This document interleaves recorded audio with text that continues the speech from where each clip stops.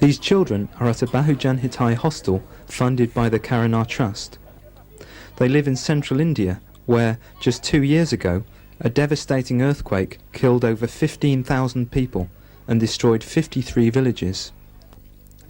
Varabhadra works with Bahujan Hitai. परंतु नंतर पेठ सांगवीला माझी चुलती लग्नासाठी पेठ सांगवीला आली होती आणि तिथं त्याची मैत झाली होती, कारण पेठ सांगवीची संपूर्ण हानी नुकसान झालेली होती आणि संपूर्ण घर.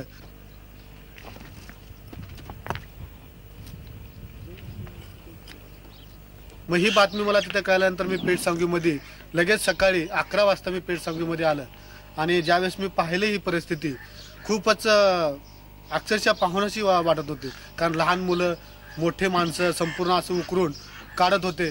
जे त्यांनी बाहेरचे लोक येऊन आपले नातेवाईक आपल्याच नातेवाईकाला काढून जाळत होते. आणि हे पाहिल्यानंतर बरंचसं मला एकदम भावनिक काय मदत करता येईल ह्या लोकांना ह्या उद्देशाने. जसं ते पाहिल्यानंतर प्रसंग इतका भयानक होता की जेणेकरून मला जवळजवळ 15 ते महिनाभर ध्यान साधनेमध्ये खूप त्रास झाला मला, कारण ती परिस्थितीच माझ्या डोळ्यासमोरून जात नव्हती. इतकी भयानक परिस्थिती या भागामध्ये. आता जे शासनाचं ते माझं म्हणणं आहे, मला जेवढे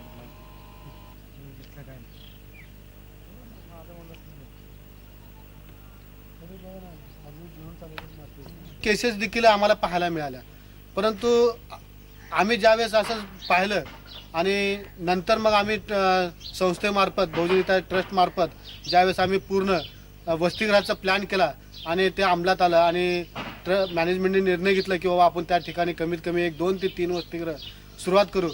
अशा पद्धतीने म्हटल्यानंतर मग परत आम्ही व्हिजिट दिले ह्या ठिकाणी आणि जागा शोधण्यासाठी आम्ही ह्या ठिकाणी आलो आणि जागा शोधल्यानंतर जागा आम्हाला मिळाली. परंतु त्यावेळेस अशी परिस्थिती होती ज्या ठिकाणी 25,000ला एकर मिळणारी जी जागा आहे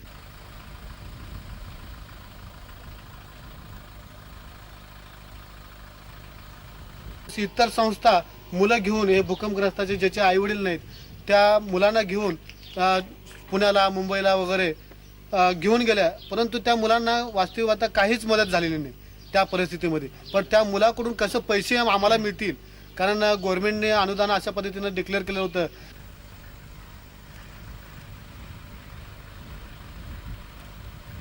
नंतर मग आम्ही 1 एकर जागा घेतली आणि परत लातूर या ठिकाणी काही जागा निवडली.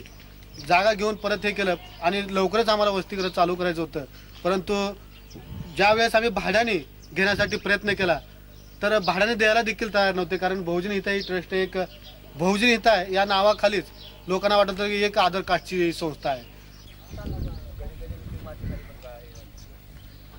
आम्हाला ज्यावेळेस आम्ही हॉस्टेल सुरुवात केलं त्यावेळेस मुलं कोण द्यायला तयार नव्हतं.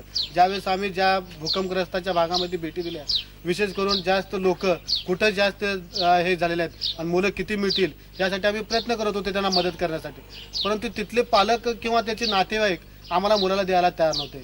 त्याचं कारण काय, संस्थेने इतर संस्थेने फसवलेलं होतं आणि त्याच हे रूपांतरातून आम्हाला देखील पाहत होतं. आणि इतर आमचे जे वसतिगृह महाराष्ट्रामध्ये चालतात त्या वसतिगृहाचा आम्ही पाठपुरावा करत होतो. म्हणजे असे आमचे वसतिगृह आहेत, तरी पण त्यांना विश्वास येत नव्हता, कारण इतर संस्थेने फसवल्यामुळं.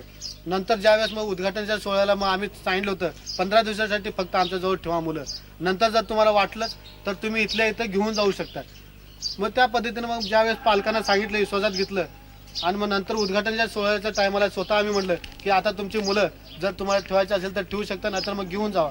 तर त्यावेळेस पालक म्हणाले की नाही, आम्हाला आता आमच्या डोळे भरून आम्ही पाहत आहे आणि जे आम्हाला चांगलं वाटतंय आणि आता आम्ही काही मुलं घेऊन जाणार नाही, आम्ही ह्याच वसतिगृहामध्ये ठेवतोय.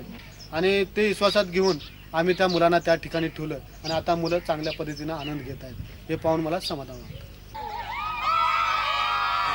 The determination of the Bahujan Hitai team has made 147 boys and girls very happy. Now the Karanar Trust is fundraising for the construction of purpose-built hostels for all these children.